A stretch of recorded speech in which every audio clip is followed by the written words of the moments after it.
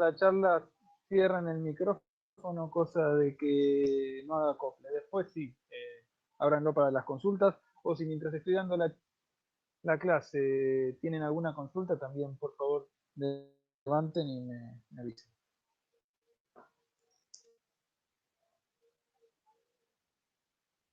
Bueno, vamos a alargar. ¿Parece?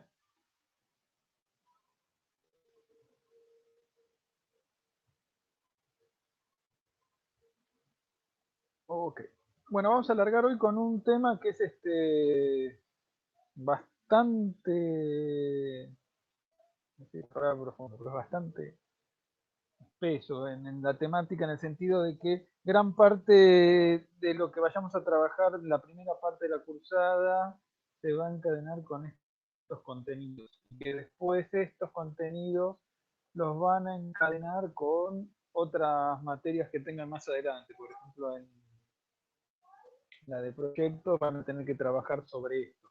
Es decir, un poco costos de producción es lo que les va a dar el basamento, es un análisis microeconómico, pero que les va a dar el basamento para entender otros conceptos más adelante. Por ahí lo que les pase cuando empiecen ahora, lo hayan agarrado los apuntes del libro y digan esto es árido, no me interesa, es demasiado económico, de plata, no sé qué. Pues bien, el tema es que este es el basamento para entender, esta es la punta del ovillo de lo que es en la otra punta los procesos de conflicto por la tierra, de deterioro ambiental. Si yo no entiendo esto o no tengo cierta soltura en entender algunos de estos conceptos, difícilmente puedo entender los procesos que pasan en la otra punta. Es un tema grueso, importante. Bueno, vamos a ver primero qué son los costos de producción. Costo de producción llamamos a las movilizaciones, asignaciones necesarias de capital que necesitamos para continuar, para garantizar la continuidad de una actividad productiva cualquiera sea. Desde producir soja, tener cabritos en el monte, o fabricar bulones, o tener un kiosco. Cualquier actividad económica que lleven adelante, mercantil o no mercantil, es susceptible de ser analizada con las metodologías de costos de producción, ¿sí? O sea que les va a servir, o eventualmente les puede servir para cuestiones más amplias que aprobar la cursada. ¿Sí? Es un tema, un buen incentivo, pero es un poco corto. ¿Para qué nos sirve calcular o determinar el costo de producción? Para construir medidas de resultado. Es una suerte de brújula, de mapa, de que diga dónde estamos y hacia dónde vamos, y que nos permite definir entonces los qué producir, cómo producir, cuánto, el qué hacer.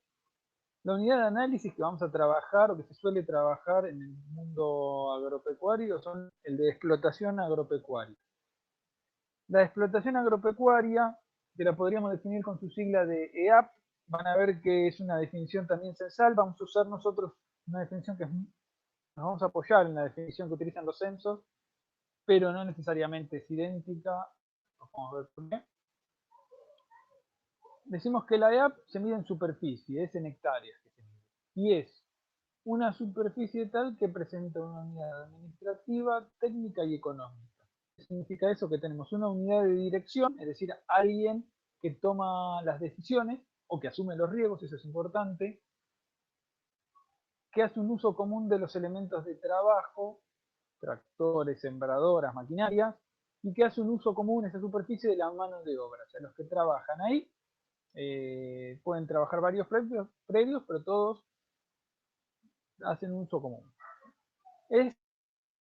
La explotación es independiente de la forma jurídica. Esto puede ser una persona física, un productor, productora, puede ser una sociedad anónima, una SRL, una cooperativa, etc. Es independiente de eso. Volvemos a recalcar, es una dirección única y que produce para el mercado en cualquier proporción. Esto es importante también, que tiene al menos una porción de sus productos son con destino mercantil. Ahora, decíamos que es una superficie, se mide en superficie, que tiene que tener estos rasgos. Puede pasar que haya personas que tengan muchos campos, muchos predios. Ahora, ¿cómo hago para determinar que una persona que tiene muchos predios tiene una explotación o muchas explotaciones?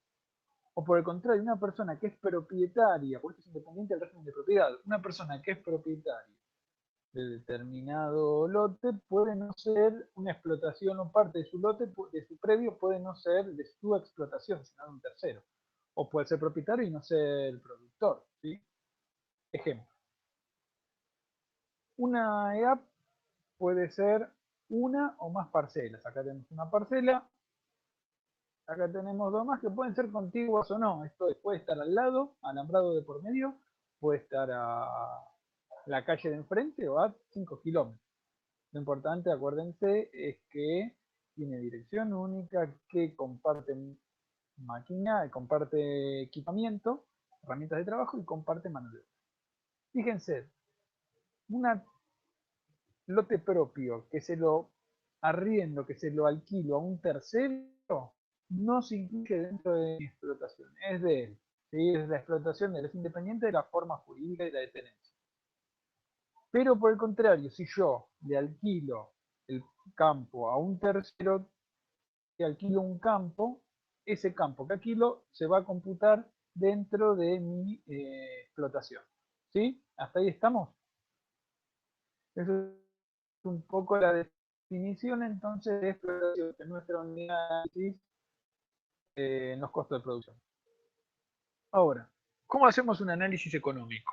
Tenemos básicamente dos grandes enfoques.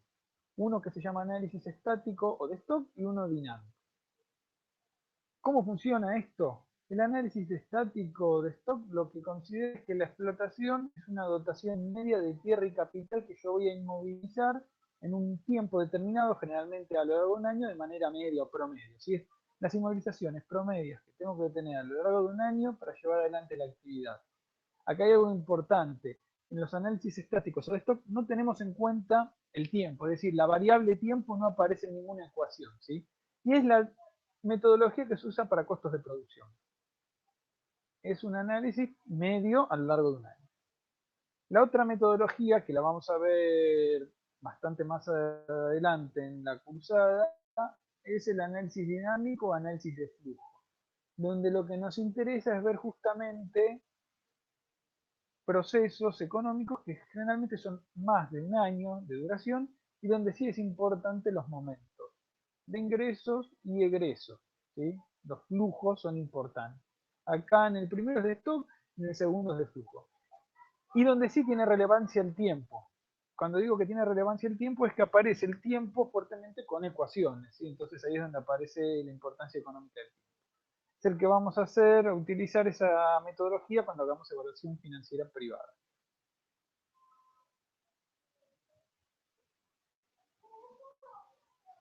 Ahora, cuando uno analiza o es un análisis económico, es muy común hablar esto del corto plazo, largo plazo, etcétera. Entonces ahí lo que tenemos que analizar es qué define los plazos en un análisis económico. ¿Sí? El corto plazo. ¿Qué es el corto plazo? ¿Cuánto dura un corto plazo, un largo plazo? Pues bien, lo que determina el corto y largo plazo en economía es que hablamos de corto plazo cuando al menos uno de los factores de producción, acuérdense de tierra, capital, trabajo, cuando uno de los factores de producción está fijo, yo no lo puedo modificar. Entonces, en el corto plazo, al menos uno de los factores de producción se comporta como un factor fijo. Mientras que en el largo plazo, todos los factores de producción son variables, los puedo modificar. Ahí hay alguien que tiene el micrófono abierto. Si lo puede cerrar, agradecería. Si tiene alguna pregunta, bienvenido, pero si no, si tienen preguntas, por favor, abran el micrófono y me dicen. Me interrumpen, no hay problema. Si no, cierran. Bueno, sigamos. Entonces, ¿para qué nos sirven? No hay ningún problema, por favor.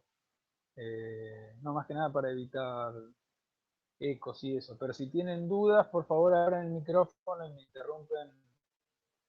Se extraña el feedback, el ida y vuelta. En realidad es un tanto extraño hablar de una pantalla.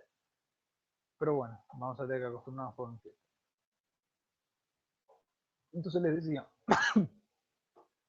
los costos sirven para diferentes usos. En un corto plazo, acuérdense, al menos uno de los factores de producción está fijo, yo lo que quiero es seleccionar actividades. Seleccionar actividades es lo que se utiliza en la administración. Cuando uno hace un análisis de administración o de administración agropecuaria, lo que busca es muchas veces tener algún objetivo y entonces selecciona actividades en función de ese objetivo. Actividades más convenientes. ¿Qué significa actividades más convenientes? Puede ser alguna cuestión vinculada al manejo productivo ambiental, esto es hacer rotaciones, asociaciones, etcétera, o si no, la actividad más conveniente es aquella que maximice los beneficios, y que dé mayor, que la diferencia entre los ingresos y los egresos sea la más alta. Entonces, ahí sí utilizo metodologías de corto plazo. En el análisis de corto plazo, esto es importante, selecciono actividades más convenientes, pero yo vamos a ver lo que me va a ocurrir, y vamos a verlo más adelante cuando trabajemos los indicadores de resultado para corto plazo, es que no tengo una idea de lo que pasa en el total de la explotación. Yo solamente cuando haga corto plazo voy a trabajar con costos directos. ¿Sí? Vamos a ver qué son los costos directos. Entonces, todos los costos indirectos o de estructura no van a ser tenidos en cuenta. Justamente. Una forma de clasificar los costos es a través del análisis de costos directos o indirectos. ¿Qué es un costo directo? Es un costo que puede ser atribuido a una erogación, que puede ser atribuido a una actividad determinada. Ejemplo, las semillas, las vacunas, fertilizantes, y los atribuimos a una actividad. Esto es costos directos vinculados a, por ejemplo, producción, digamos, de lechuga. Costos directos, queremos hacer un análisis de la lechuga en un establecimiento. Pónganle, tenemos un establecimiento hortícola agroecológico y queremos decidir qué es lo más conveniente. Tenemos un invernáculo. ¿Qué hacemos? ¿Tomate o lechuga? ¿Qué me conviene hacer? Pongamos que, o alguno que sea de hoja, pongamos para que tenga un manejo similar o entre en el mismo esquema de rotación o asociación.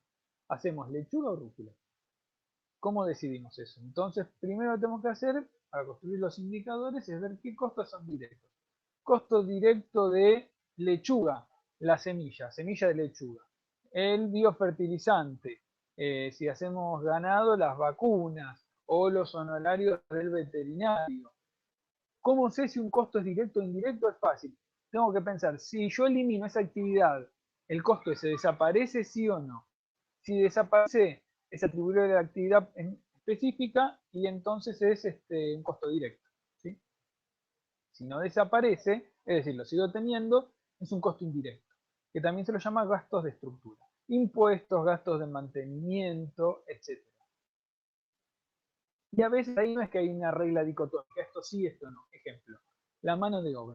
Puede pasar, si yo tengo un trabajador en blanco que trabaja en un establecimiento, o trabajadora, haga lechuga, haga tomate, o haga zapallo, el POS en el corto plazo lo tengo que pagar, con lo cual es costo directo, indirecto, perdón. Ahora, si fuese alguien que tiene que cosechar, por ejemplo, para cosechar tomate, tengo que pagarle a alguien que venga a cosechar. Ese costo es directo. Si me hiciera lechuga, hiciera tomate, se modificaría lo que tengo que pagar, claramente, con lo cual sería un costo directo. ¿Sí? Un buen criterio para clasificar. Ahora, cuando yo utilizo la metodología de costos de producción, vamos a ver ahora un poco qué es ese indicador, ¿para qué me sirve? Es para realizar análisis económico, no para análisis contable. No me dice cuánto le tengo que pagar a la FIP o cuánto no le tengo que pagar o el cálculo de ganancias. Eso lo verían si hicieran análisis administrativo contable. Es otra rama del mundo económico. Nosotros hacemos análisis económicos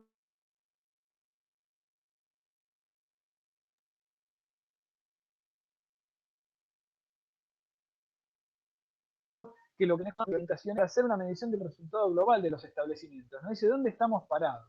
¿Sí? Y entonces, a partir de saber dónde estamos parados, podemos tomar decisiones más estructurales.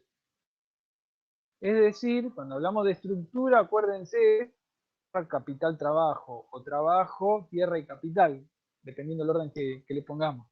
Pero el costo de producción nos permite tomar decisiones con respecto a la estructura, es decir, a modificar en el largo plazo la combinación o la relación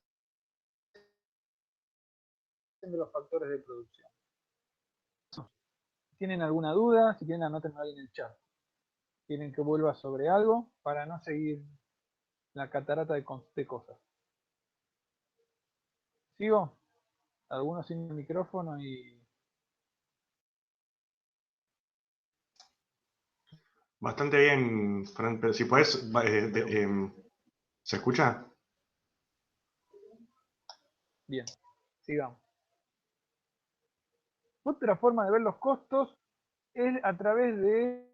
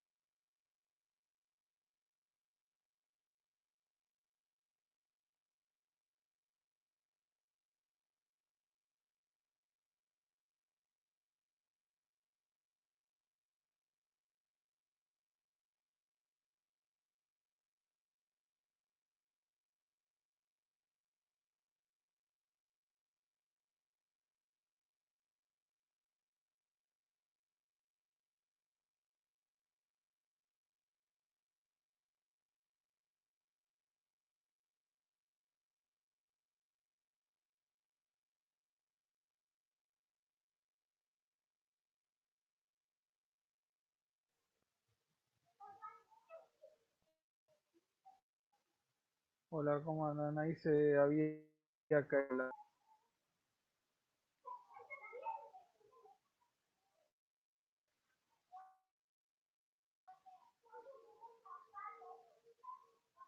Ahí volvemos. En los costos a largo plazo, en el largo plazo los costos son variables. ¿Me escuchan eso? Es decir, en el largo plazo son variables. ¿Qué significa eso? Que eh, eh, eh, no hay ningún factor de producción que esté fijo de esa producción. En las cursadas, en el plano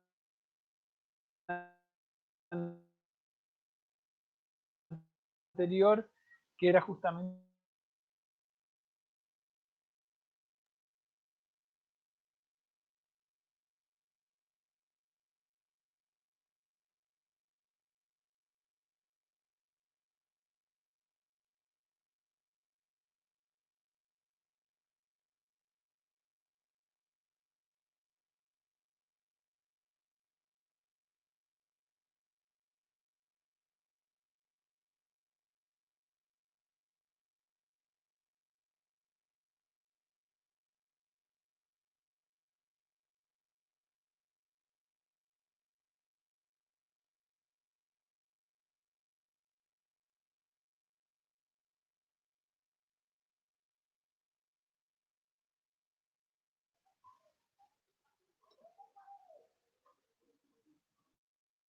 hola, acá estoy nuevamente.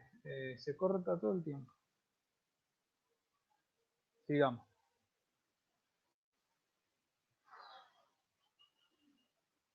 Bueno, entonces les decía, tenemos costos objetivos o contables. Se trata de que son bienes mensurables adquiridos a un precio cierto. ¿Sí? Es decir, que hay un precio que para cualquiera que realice el análisis va a ser el mismo. El precio es independiente de quien realice el análisis. Por eso son objetivos o contables. O salen de registros o tablas, pero todo el mundo los posee. ¿Sí? Es lo mismo. Cualquiera puede llevarlo adelante. Ahora, ¿cuáles son los costos explícitos, los gastos y las deducciones? Ahora vamos a volver sobre qué es un gasto y una depreciación. Después tenemos otro grupo de costos que son implícitos, están llamados subjetivos. ¿Por qué son subjetivos? Porque van a depender de la apreciación de quien realiza el análisis. Implican el costo oportunidad. Vamos a volver sobre el costo oportunidad. Y es importante que son subjetivos, ¿por qué? Porque van a depender de quién realiza el análisis, en qué momento histórico se realiza el análisis y para quién se realiza, ¿sí? Por eso son subjetivos. Es la tasa de interés, estamos simplificando.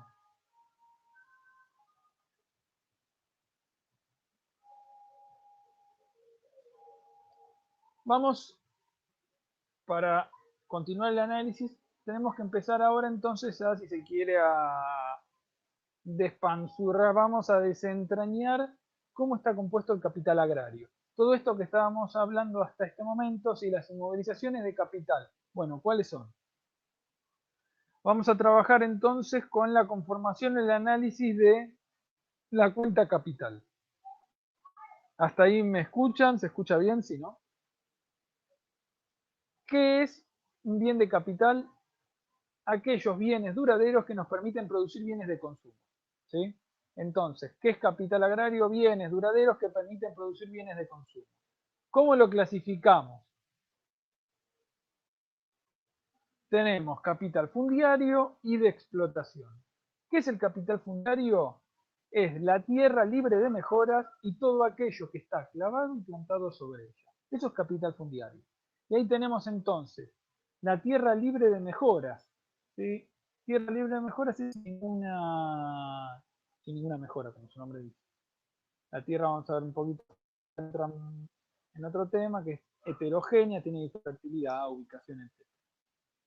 Después tenemos las mejoras. Las mejoras tenemos dos tipos. Mejoras extraordinarias y ordinarias. ¿Qué son mejoras extraordinarias? Son aquellas cosas que están clavadas y plantadas en el suelo, pero que una vez que se realizan estas mejoras no se pueden diferenciar de la tierra. Es decir, una vez que se realizan, se incorporan a la propia tierra. Ahí que tenemos las nivelaciones, las curvas de nivel, las acequias y los canales. Esto le agregan a la tierra, sí, una vez que hago un canal o una acequia, pero una vez que la realicen, no puedo separar la acequia de la tierra, así es un todo. Después tenemos las mejoras ordinarias. ¿Qué son las mejoras ordinarias? Es todo aquello que está clavado y plantado en el suelo, ¿sí? Y que tiene vida útil de más de un año. ¿Sí? Que no se agota en el acto productivo y tiene una vida útil más de un año. Y ahí que tenemos las pasturas para el ganado, que duran 2, 3, 4 años o más, los montes frutales, los montes forestales, las cortinas rompeviento, las perforaciones, los alambrados, las aguadas, las casas, las viviendas, los galpones, instalaciones, etc. Todo aquello que está clavado y plantado son mejoras ordinarias, ¿sí? Esto es importante. Y les decía, teníamos capital fundiario y de explotación. Capital de explotación, todas aquellas inmovilizaciones necesarias, esos bienes necesarios que le debemos agregar al fondo, a la tierra, para llevar adelante la producción. Y ahí podemos separar el capital de explotación fijo y circulante. ¿Qué es capital de explotación fijo? Todos aquellos bienes que tienen una vida útil de más de un año o más de un uso, que no se agotan en el acto productivo o duran más de un año. Y capital de explotación circulante son todos aquellos bienes que tienen una vida útil de menos de un año o que se agotan en una sola vez, ¿sí? Ahora vamos a volver a detallar un poquito más eso. Dentro del capital fijo podemos separarlo en vivo e inanimado. ¿Qué es capital fijo vivo? Todos aquellos bienes de capital que están vivos, como su nombre dice, que poseen vida. Son animales. Y ahí podemos separar en tres tipos de animales, según su uso. Una mirada muy utilitaria. Animales de renta, de trabajo y reproductores. ¿Qué son animales de renta? Animales que los utilizo para generar productos que son mercancías, para autoconsumo o para vender lo que es mercancía. Ya sea su carne, lo que genera. Leche, pelos, lana. Vida útil tiene que tener más de un año o más de un uso, eso es importante. Por ejemplo, un pollo para carne no es animal de renta, porque vive menos de uno, se usa una sola vez. Después tenemos entonces animales de renta, animales de trabajo, que son animales que utilizo para hacer algunas otras tareas productivas, ya sean caballos de tiro de trabajo, los bueyes de tira, animales de carga, etc. Todos esos son animales de trabajo. Y por último tenemos los reproductores, animales cuya función es la reproducción. Ahí estamos. ¿Qué es importante en este análisis? Vamos a ver que impacta mucho en la estructura de nuestro capital. Es determinar si son animales de reposición interna o externa. ¿Qué significa esto? Esto, y anótenlo remarcadísimo. Reposición interna es que yo separo parte de mi descendencia, de mi de reproducción, en vez de venderlo todo, afanarlo, yo separo una parte para generar la reposición de las madres que se vayan, o de los machos que se vayan poniendo viejos. Entonces, ¿qué va a pasar? Si bien al individuo va a crecer, desarrollarse y morir, yo lo que voy a hacer es mantener siempre mi rodeo con el mismo valor. ¿Sí? Lo importante no es el individuo, sino el rodeo, sino el stock de animales que tengo. Siempre van a tener un stock con el mismo valor. ¿Sí? Los animales de reposición externa significa que yo no dejo, no separo individuos que vayan a reemplazar a los viejos, sino que siempre tengo que comprar fuera de mi establecimiento. Es el caso, por ejemplo, en el ganado vacuno, las vacas para cría. Yo generalmente las hembras son de reposición interna y los machos, los toros, los compro afuera. ¿sí? Y así en casi todas las producciones animales, por lo general, todo lo que sea machos se compra afuera y hembras son de reposición interna. ¿Por qué es eso? Para evitar consanguinidad. Si yo tuviera solo reproducción interna, rápidamente empezaría a tener problemas de consanguinidad, es decir, cae la producción, problemas de malformaciones, etc. Entonces, fijo vivo, fijo inanimado. ¿Qué significa inanimado? Es todo aquello que no tiene vida. Bienes de capital que no poseen vida. Y ahí tenemos inmóviles que no tienen movilidad propia, están arados, sembradoras, herramientas manuales, etcétera, todos los fierros habidos y por haber, y las máquinas autopropulsadas con motor, tractor, cosechadora, camioneta, auto, etcétera. ¿sí? Después tenemos el capital circulante. ¿Qué es el capital circulante? Son aquellas inmovilizaciones de capital destinadas a cubrir necesidades de gastos corrientes, de evolución corriente de la producción. ¿sí? son bienes que uno compra y que se agotan en el acto productivo. Fíjense que ahí hay una fórmula que es importante, que el capital circulante es la suma de los gastos dividido el índice de rotación. ¿Qué es el índice de rotación? Es 12, que son los meses, dividido el tiempo de inmovilización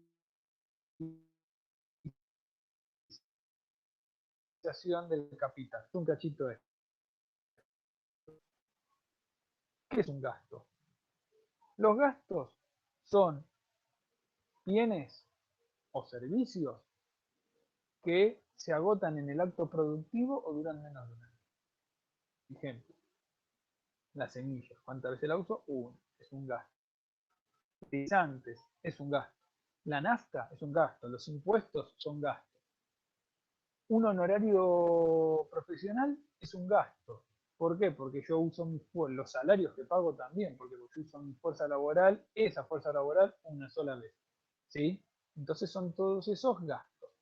Ahora, ¿por qué capital circulante? Claro, gastos generales y especiales. Gastos generales son aquellos referidos a la estructura de un establecimiento y gastos especiales que se podrían asociar a una actividad. ¿Sí? Es una forma de clasificar los gastos. Otra forma es la que vimos, gastos directos e indirectos. Gastos directos se atribuyen a una actividad específica y indirectos o de estructura no se la podemos atribuir a una actividad puntual de mi establecimiento.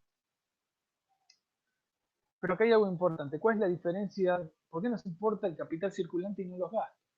Fíjense que yo a lo largo de un año, porque esto es lo que me está diciendo, el capital circulante es un capital.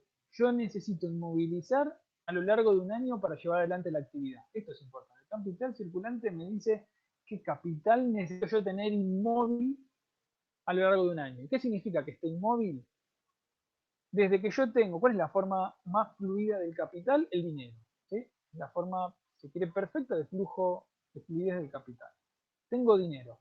Ese dinero lo compro insumos, fertilizantes, etc.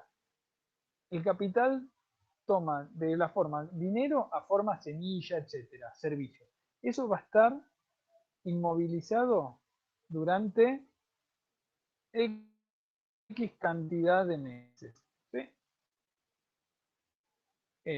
Hasta que yo cosecho, vendo y se vuelve a convertir en dinero. Entonces a mí me interesa saber cuál es el tiempo promedio desde que empecé como dinero, pasé todo el proceso productivo con ese capital inmovilizado y se volvió a convertir, si quiere, en dinero. El tiempo promedio me interesa, no es el tiempo total, el tiempo promedio de todas las inmovilizaciones. Eso me da la idea del tiempo de inmovilización, que he dividido entonces por el tiempo de inmovilización en el índice de rotación. Otro ejemplo. Pónganle que yo quiero poner un kiosco. ¿Sí? Pónganle que yo una caja de alfajores por mes. Si yo hago la cuenta de cuánto gasté de costos de alfajores a lo largo de un año, ¿qué voy a tener? 12 cajas de alfajores. ¿Sí? Esa es la suma de los gastos. Ahora,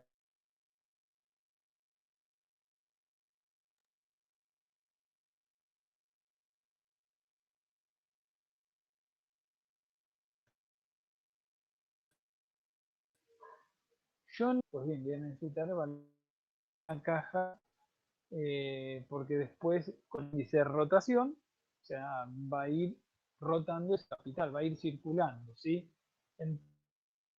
Entonces, en el caso de mi kiosco, un mes. Tengo un mes mi capital convertido en la forma alfajor. Después vuelve a convertirse en efectivo. Esto es importante, ¿sí? Tenemos, bueno, forma de capital. El capital puede tomar diferentes formas. Transmuta el capital, si tienen con mayor o menor grado de movilidad, circulación y riesgo. ¿Qué voy con lo de la movilidad? No es lo mismo tener 1.000.000 de pesos en el banco que 1.000.000 de pesos convertidos en un camión o en un campo. El nivel de riesgo, te digo nivel de riesgo, si ando con 1.000.000 de pesos en un maletín, me lo roban, alto riesgo. O que lo invierta mal y que me vaya mal. Es más riesgoso que si lo tengo bajo la forma de un camión. que me pueden robar eventualmente. Pero ¿qué pasa? El camión puedo venderlo más rápido que si tuviese un campo. Entonces es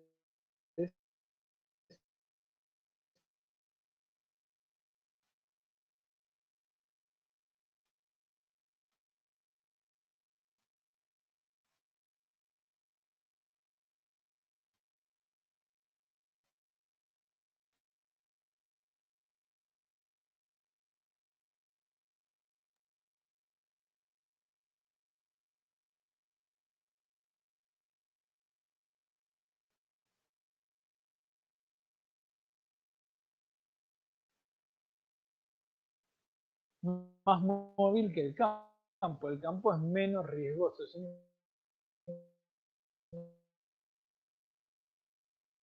versión un poco riesgosa. A cada nivel de riesgo, vamos a ver, le va a corresponder reflejador.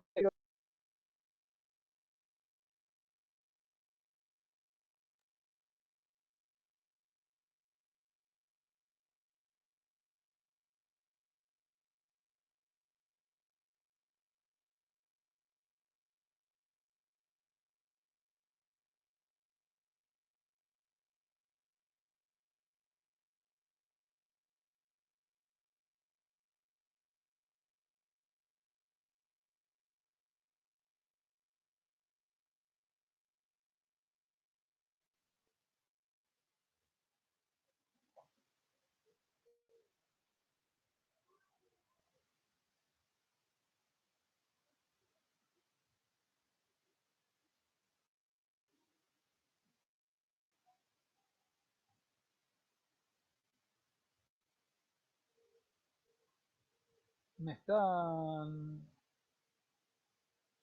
escuchan ahora, chicos? Chicas, tengo una conexión bastante inestable.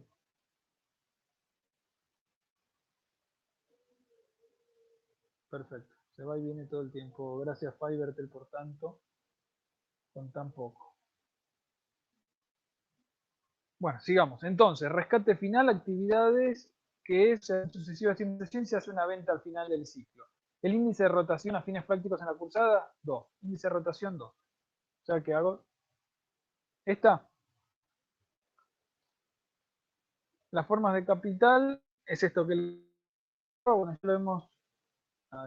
Forma de capital, forma efectiva, tiempo de movilización. Ahora, si uno analizara las actividades productivas, cualquiera sea, de acuerdo al tipo de rescate, tenemos dos grandes grupos. Rescate final, rescate continuo. ¿Qué significa esto? Rescate final son actividades en las cuales yo voy movilizando capital y hago una venta, una cosecha, tengo el producto para vender al final. O sea que tengo que inmovilizar y vender al final.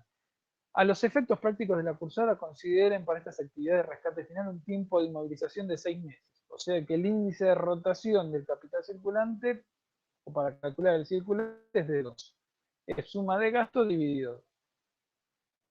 Las actividades de rescate continuo nos dicen que son actividades en las cuales yo voy inmovilizando a lo largo del año y voy realizando ventas periódicas. O sea, voy vendiendo todos los meses o todos los días o cuando fuera, pero con la salvedad de que por ahí tengo la liquidación de la venta una vez por mes. Entonces, mi índice de rotación va a ser igual a 12. ¿Por qué? Porque va a ser 12 dividido un mes, que es mi tiempo de movilización. ¿Me siguen hasta ahí?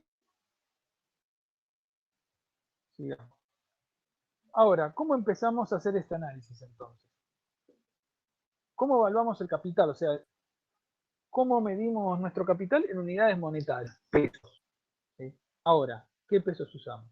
No podemos utilizar precios corrientes. ¿Qué es un precio corriente? Es el precio tal cual es. O sea, voy, me fijo en la internet, voy al kiosco, llamo al proveedor, Mercado Libre, lo que fuera, eso es el precio corriente. Es el precio tal cual hoy.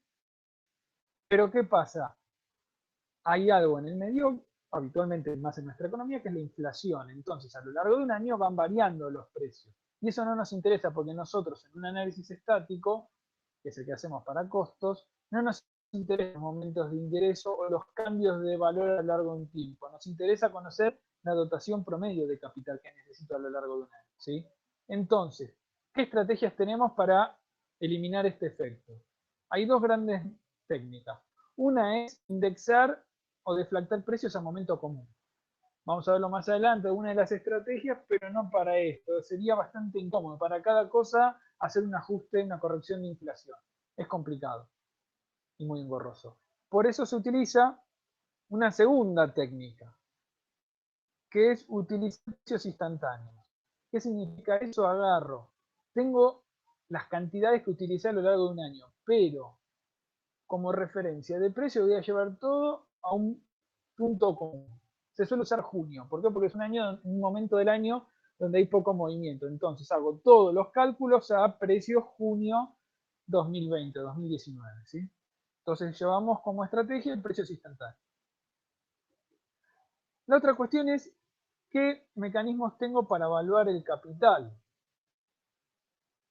Hay tres formas de hacer evaluación de capital. El valor a nuevo, que es el valor que tiene un bien en el mercado. Ahí si me fijo en internet cuánto vale o cuánto valía en junio. Después tengo el BRASI, valor residual activo circunstanciado.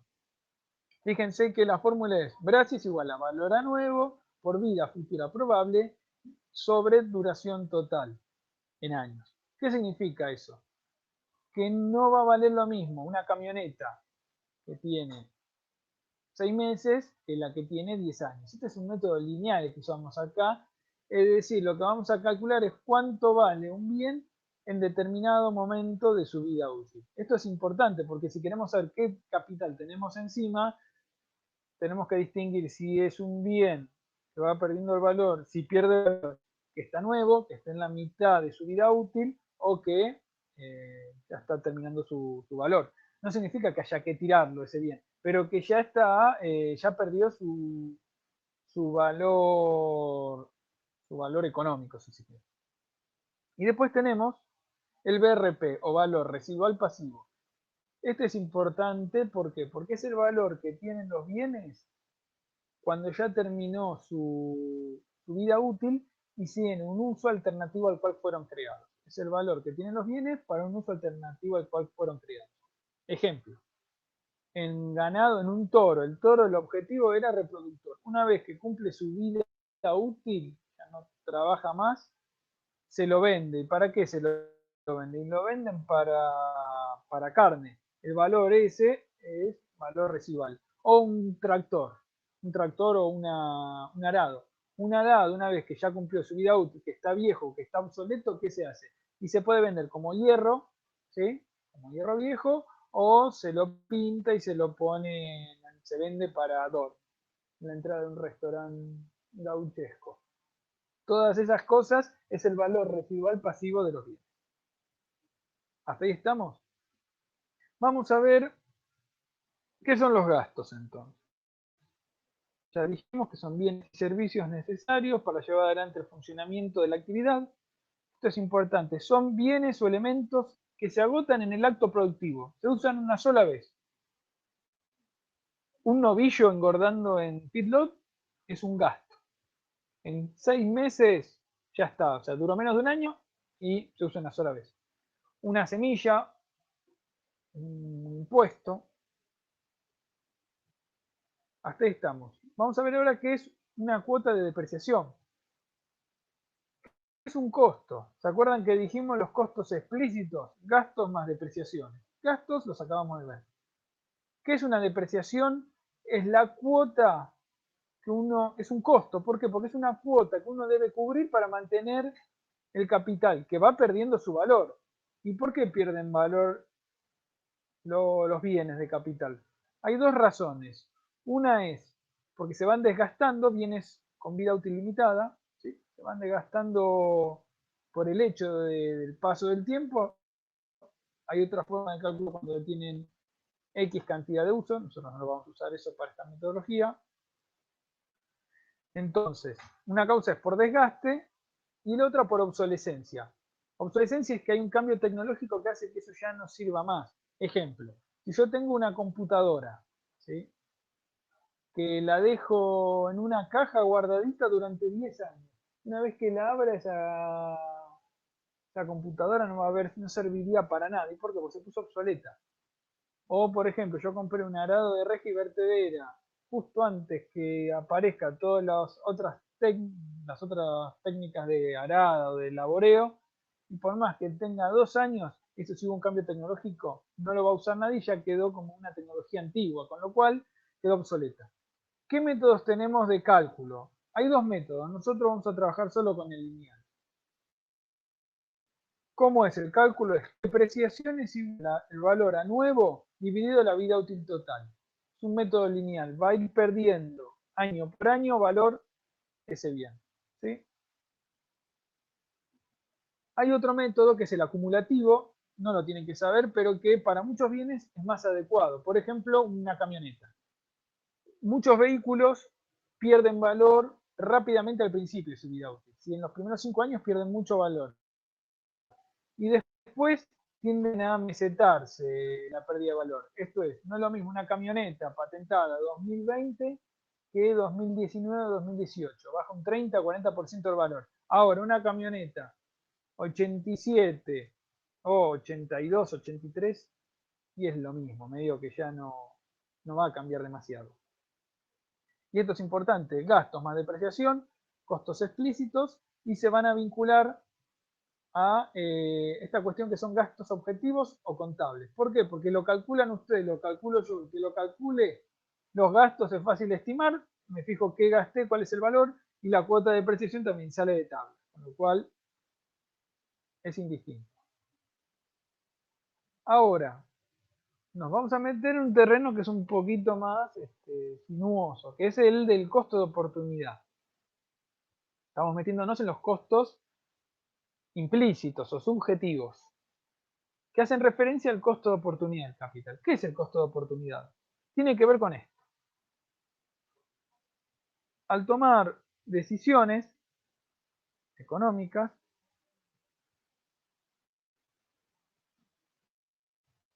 perdón, se decide movilizar el capital en una opción A. Yo podría haber destinado mi capital en otras opciones, B o C. Con lo cual, yo le voy a pedir a la actividad A que debería generar ingresos al menos equivalentes a B o a C, cuando las actividades estas B o C deberían ser de riesgos y movilidad de capital equivalentes. ¿Sí? Entonces, el costo de oportunidad es el costo equivalente que debería generar la inmovilización de capital comparado con una opción alternativa. Con la mejor opción alternativa, al menos la opción que yo tomo, tiene que generar, es un costo para mí ese, porque debería ganar con A lo mismo que en B. Ejemplo, porque aparte yo, si mi actividad no lo retribuye, lo que va a pasar es que en el largo plazo eso no va a poder continuar mucho, o no va a continuar. Entonces piensen en cierta manera que yo lo que busco con los costos de producción es analizar si todos los factores de producción son retribuidos. O dicho de otra manera, yo para poder continuar en las actividades debo retribuir todos los factores de producción. Si yo no retribuyo todos los factores de producción, una suerte si se quiere fuerza de gravedad. Si yo no genero la suficiente fuerza de gravedad, los factores de producción van a tender a dispersarse en el largo plazo. Vamos a ver después, más adelante, cómo funciona eso en una economía abierta. Con lo cual, si yo, que hay competencia, si yo no retribuyo correctamente los factores de producción, estos en el largo plazo tienden a dispersarse. Vamos a bajarlo en un ejemplo concreto. Yo trabajo, soy productor familiar y tengo un campo. Pónganle que mi hija o mi hijo me vienen a ayudar y quieren trabajar con nosotros. Tiene dos opciones. O trabaja conmigo ayudándome, opción A, o va a trabajar en el pueblo o trabaja en la municipalidad. ¿Cuánto debería generar el trabajo en el campo para que continúe? Debería generar de ingresos al menos, igual que en la municipalidad o que en el negocio. Si la persona gana más, está todo bien con el amor, la agricultura familiar, Ahora, si ve que le va mejor trabajando en la municipalidad, ¿qué va a pasar en el mediano y largo plazo? A medida que vaya envejeciendo yo. y seguramente va a sentirse atraída a irse a trabajar a la municipalidad. Con lo cual, ¿cuál es el costo de oportunidad? No necesariamente yo lo voy a pagar ese sueldo a mi hijo, pero sí tendría que hacer el cálculo del costo de oportunidad laboral de esa persona, el trabajo. Los ingresos generados por la actividad predial deberían ser al menos similares o equivalentes a los del trabajo en la municipalidad, por ejemplo. Eso sería un salario equivalente. Yo en mi actividad agropecuaria debería generar ingresos equivalentes a las del municipio. Si no, en el largo plazo se va el amor y voy a estar trabajando ahí, con lo cual no retribuyo. Entonces, esa es una forma. Otra es pensarlo desde el capital. El capital bajo la forma dinero. Yo puedo invertir capital bajo la forma semillas para llevar adelante la actividad de insumos, etcétera, y hago lechuga, o puedo poner toda la plata, el capital circulante que iba a inmovilizar en la forma lechuga, producción de lechuga, en el banco. Póngale. O en alguna inversión financiera. ¿Cuánto debería generar con mi actividad? ¿Cuánto le pediría que genere la actividad lechuga para que ese capital no se vaya o no se vaya, no lo termine invirtiendo en otra actividad? Y al menos lo mismo que lo que me da el banco. Ese es el costo de oportunidad del capital. El costo de oportunidad del capital para el dinero se llama interés, es la tasa de interés. ¿Sí? Para nuestros cálculos vamos a trabajar con tasas reales de interés, que es la tasa de interés afectada por la inflación. Y vamos a trabajar con el interés de capitalización simple, es fácil, es capital por interés, por I. ¿Sí? En números absolutos, pongan una tasa de interés del 10%, 0.1. Y se analiza sobre el capital invertido, el capital real invertido, que puede ser valor a nuevo, lo que es con valor a nuevo no se deprecia, no pierde su valor útil, su valor, y o bien con Bragi, es decir, los bienes que van perdiendo el valor a lo largo del tiempo. Y ahí tenemos una cuestión de la subjetividad, que es qué tasa de interés utilizo. Y ahí es relativamente a veces complejo estimarlo. ¿Por qué? Porque debe permitir la evolución normal de la explotación. ¿Qué significa eso? Que tiene que ser una tasa de interés similar al del resto de la economía, pero que además tiene que tener eventualmente incluido el nivel de riesgo implícito en esa actividad y el nivel de riesgo o de situación de todas las actividades alternativas, lo cual es difícil de medir, no es algo tan fácil. Por ejemplo, ahora, ¿cuál es la tasa de interés a la producción agropecuaria en contexto pandemia? Y es difícil de estimar. Y por ahí la misma decisión ahora no era la misma hace un año atrás que hace 10 años o que en el 2001. Entonces, todas esas cuestiones hacen que sea relativamente complejo la estimación de la tasa de interés, o que hasta un punto es subjetivo. ¿Me siguen hasta ahí? ¿Sí?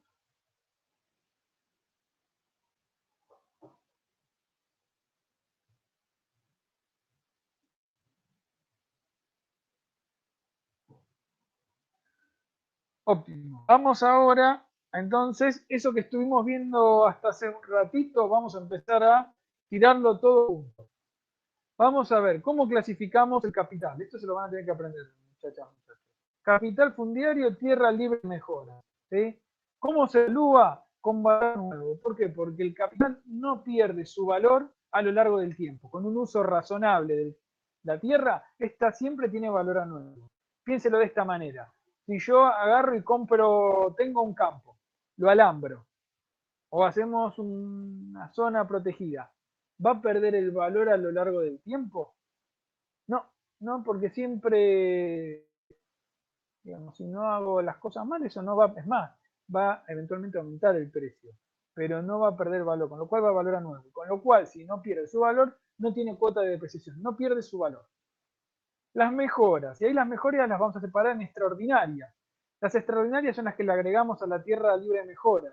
Van con valor a nuevo siempre. ¿Por qué? Porque no pierden su valor, se agregan, no las puedo separar de la tierra y además solo no tienen cuota de depreciación y solo se aplican los gastos de conservación. Por ejemplo, en una sequía, una vez por año tiene que ir alguien con una pala a sacarle los yuyos y a desmalezarlos, ¿sí? Entonces ahí, nada, son gastos de conservación. Las mejoras ordinarias, una casa. ¿Pierden valor a lo largo del tiempo? Sí, se le aplica BRASI, se calcula el capital a través de su BRASI y se calcula la cuota de depreciación. Capital de explotación fijo. Tenemos el fijo vivo de reposición interna, aquellos bichos que yo separo una porción para reponer a los más viejos. Los rodeos se hace la evaluación con valor a nuevo, siempre. ¿Por qué? Porque por más que las vacas se pongan viejas, el rodeo siempre se mantiene con su valor total. No tiene cuota de depreciación, con lo cual.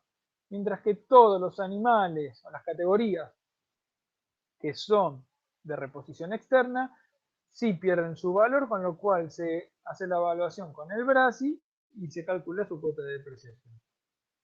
Después el fijo inanimado va con BRASI, cuota de depreciación, y el circulante se estima como la suma de los gastos dividida el índice de rotación.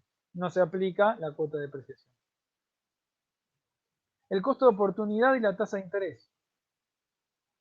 Es esto. Yo tengo capital, 1000 pesos. ¿Qué hago? O sea, yo tengo ese capital, lo puedo inmovilizar. Tengo diferentes opciones de inmovilizarlo, ¿sí? Yo puedo ponerlo en el banco o comprar insumos para ponerme a producir algo. ¿Cuánto? O sea, si yo lo pongo en el banco en un plazo fijo, me va a dar después de 6 meses una tasa de interés X y me va a dar, de cada 1000 pesos me va a dar, no sé, 200 pesos. O sea, termino con 1200 pesos. ¿Cuánto le pediría de ganancia? ¿Cuánto tendría que ganar con la lechuga para que me convenga ponerlo en lechuga y no en el banco?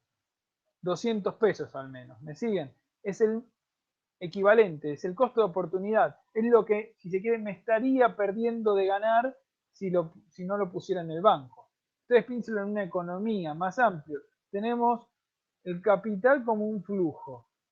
Piénselo como una forma de gravedad. ¿Hacia dónde va a ir? Y va a ir hacia donde lo lleva la pendiente. Esto es, ustedes son inversionistas. ¿Dónde van a invertir?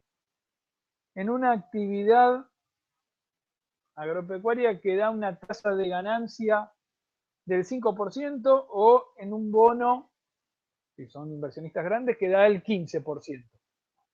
Pues bien, van a ir a donde va el 15%. Entonces, toda actividad, si yo quiero retribuir el capital, tengo que retribuirlo a la tasa normal u ordinaria, que es la tasa de interés media que tiene la economía. ¿Sí?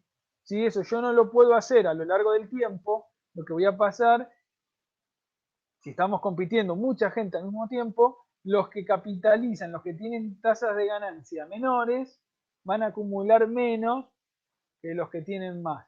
Y acuérdense que en el capitalismo el objetivo es la acumulación, con lo cual, y hay competencia, teóricamente hay competencia en el mercado libre, con lo cual en la competencia hay un desplazamiento de los que obtienen mayor tasa de ganancia, los que mejor compiten, sobre los que menos compiten. Con lo cual, en el largo plazo, si yo no hago la retribución, si no cubro mi costo de oportunidad, voy a tener seguramente severos problemas para la continuidad de mi actividad productiva, de mi explotación. ¿Sí? Con lo cual, por eso, el costo de oportunidad hay que retribuirlo.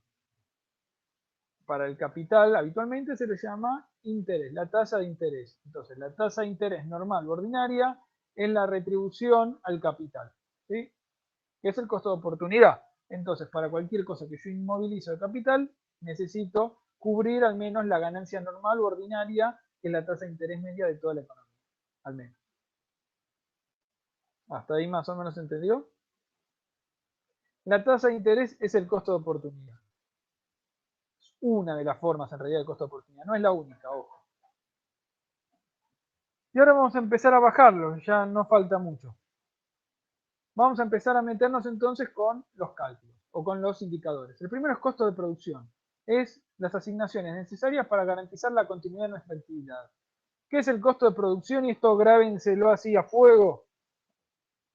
Costo de producción es igual a gastos más depreciaciones más interés. Costos explícitos más implícitos. Costo de producción, retribuyo los gastos, las depreciaciones y el costo de oportunidad del capital. Ahí después vamos a trabajar con ejercicios a partir del jueves, pero ahí tenemos alguna propuesta para la operatoria, si alguno se anima a empezar a chusmear. Lo que tienen que hacer es en los ejercicios empezar a armar la cuenta capital, como estuvimos viendo, ir sumando, en vez de hacerlo en narrador, las recomendaciones háganlo en forma de tabla que les va a facilitar mucho la vida. Esto después les queda para cuando tengan que hacer los ejercicios. Vamos a volver sobre esto. Y entonces tenemos las medidas de resultado. Ya vimos costo de producción y ahora vamos a ver un par más, que nos definen qué, cómo y cuánto producir. ¿Sí? El primero es el de corto plazo rabioso, es el margen bruto. Este lo van a utilizar muchísimo cuando hagan análisis criterio, matrices multicriterio. Una de las variables críticas es margen bruto. Así que se van a aburrir de calcular o estimar márgenes brutos en otras cursadas. Cuando tengo que hacer ordenamiento territorial, en las capas del análisis del ordenamiento territorial, el resultado económico de corto plazo de actividades, un margen bruto. ¿Qué es el margen bruto? Es la diferencia entre los ingresos directos menos los costos directos.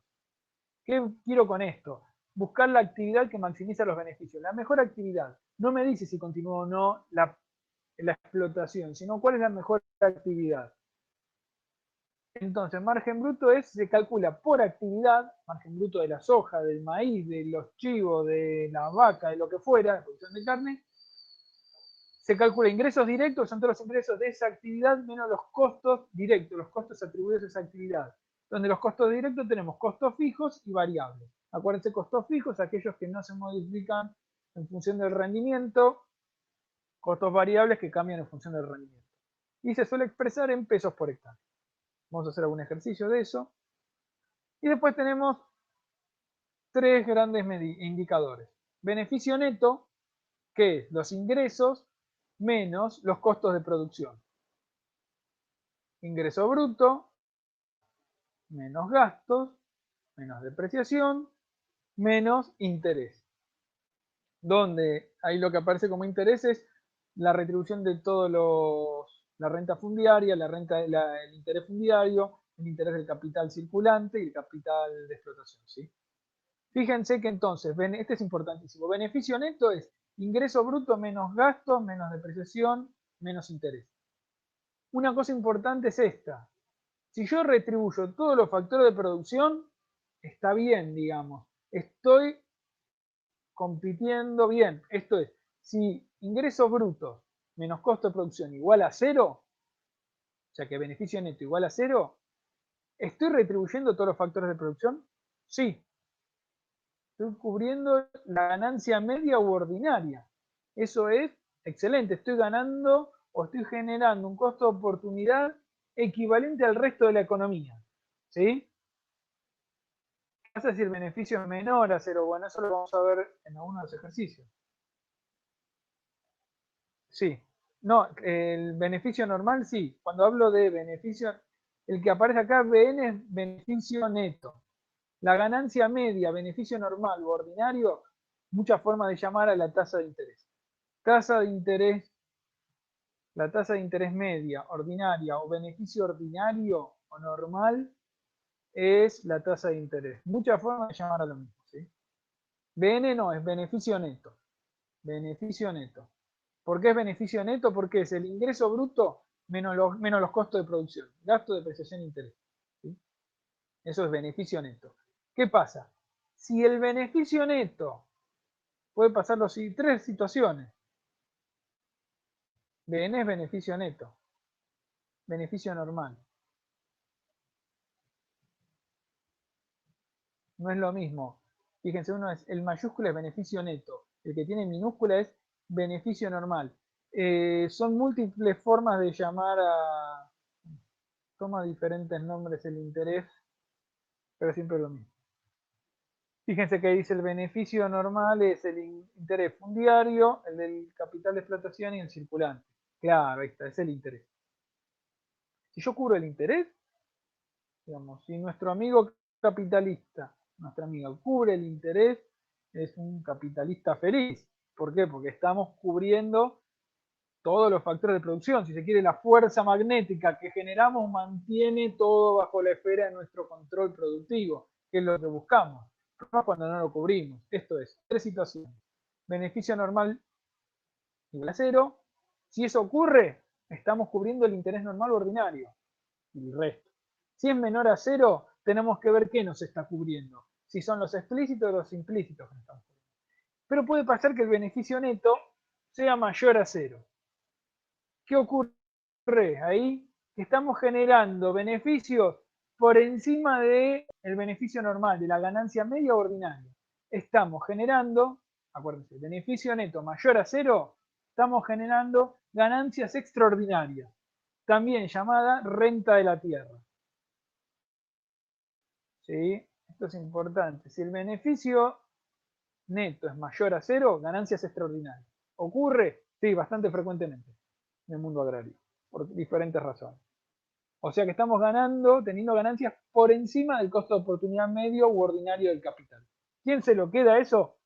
Eso es otra discusión. Vamos a verlo más adelante. Después nos queda el beneficio bruto, que es los costos explícitos, ingreso bruto menos gastos más depreciación. Me falta agregar el ingreso. Y nos queda el último indicador, y con eso ya vamos a estar, que es la rentabilidad. ¿Qué nos dice la rentabilidad? Es los ingresos menos los gastos y depreciaciones, son los beneficios brutos, dividido el capital inmovilizado. Fíjense que no tiene justamente el interés porque es lo que queremos comparar. Nos dice cuál es el beneficio que obtenemos en función del capital que inmovilizamos. O dicho, multiplicado por 100, siempre es porcentual. Fíjense, pónganle que nos da 5%. Significa que por cada 100 pesos que inmovilizamos de capital, obtenemos 5 pesos de beneficio. Y es importante esto porque la rentabilidad nos da una idea bastante aproximada de dónde estamos parados, y la rentabilidad que se mide en porcentaje nos permite comparar entre años, entre diferentes establecimientos, explotaciones o entre diferentes ramas de la economía. ¿Por qué? Porque la rentabilidad la podemos comparar con la ganancia media ordinaria, con el costo de oportunidad del capital. Entonces, si yo obtengo costo de producción igual a cero, beneficio neto igual a cero, seguramente mi rentabilidad es igual al interés. ¿Sí? ¿Me siguen? Si me da la rentabilidad del 5% y el interés era del 5%, mi beneficio neto va a ser cero. Para empezar a mezclar los cables. O sea que la rentabilidad me da una idea de los beneficios en función de cuánto inmovilizo. ¿Sí? Y este es un indicador extremadamente útil. Algo que tienen que desterrar, que es motivo de que nos irrite de sobremanera en un final o en un parcial, es que nos digan que algo es más rentable, de hacer esta actividad es más rentable que la otra. Bueno, no, la rentabilidad es un indicador económico que tiene esta fórmula y tiene esta aplicación. Las actividades no son más rentables que otras. A lo sumo es un margen bruto y no se mide con rentabilidad. Este es el indicador de rentabilidad, es esto, ¿sí? Es lo que relaciona los beneficios o los ingresos en función del capital inmovilizado, ¿sí? Bueno, hasta acá estamos en la explicación teórica. Si tienen dudas, igual de esto vamos a volver mucho en las próximas. Tenemos 3 clases más, 4. Si se animan, ya pueden empezar a meterle a los ejercicios. Igual el jueves vamos a volver sobre esto y sobre los ejercicios, ¿les parece? Bueno, preguntas, si tienen, anótenla ahí en el chat y vamos respondiéndolas.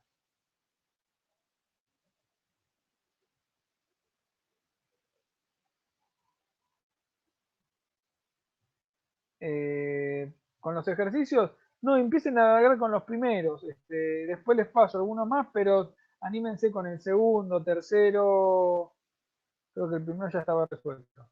Segundo, tercero así, y vayan avanzando y traten de hacerlo, saber hasta dónde se detienen. Yo ahora después les voy a enviar la grabación esta y el Power, cosa de que ahí tienen alguna propuesta de resolución de cómo abordarlos y también usen el librito como referencia. Traten de armar por eso la clasificación de la capital, acuérdense que es de rescate continuo, lo que es leche es de rescate continuo, se divide por 12, todo lo que es extensivo y vacunos de carne son rescate final, se divide por 2 para el circulante, y esas son las cosas más frecuentes que van a tener. Larguen con el 2, 3 y así. Hay uno que creo que es el 7 que habla o hablaba de costos, de externalidades, de fertilidades. No, si quieren saltenlo porque es más trabajo el cálculo de la dosis de fertilizante que otra cosa.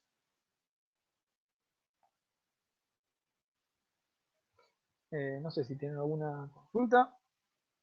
Si no, ahora ya les mando esta grabación, el link y el power y alguna cosa más, no creo que es el power. ¿Preguntas?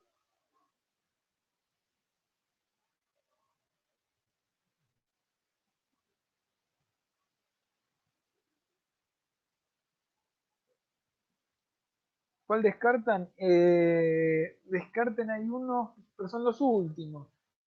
Hay uno que es el de cálculo de coste de externalidades por fertilidad, y después los últimos que son largos, pero en realidad mi recomendación es anímense a ir por el segundo, el 2, 3, 4, que son relativamente fáciles o que son medio como la base para todo el resto. Así que anímense a empezar a armarlos y los vamos viendo.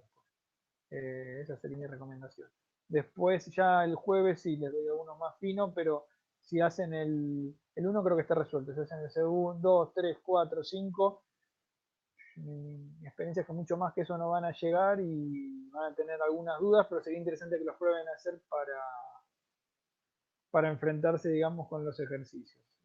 Vamos a ver cómo lo llevamos con esta nueva modalidad, pero bueno, vamos a sacar adelante, no se preocupen.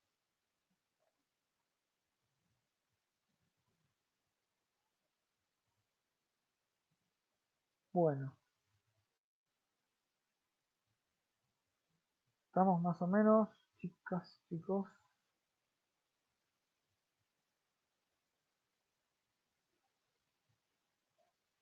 Ok, bueno, creo que no tenemos mucho más. Nos vemos el jueves. Después les envío la nueva reunión de Meet y la desgrabación. Gracias a ustedes. Nos vemos, gente. Suerte, cuídense. Usen tapaboca para salir y nada. Ya nos veremos físicamente.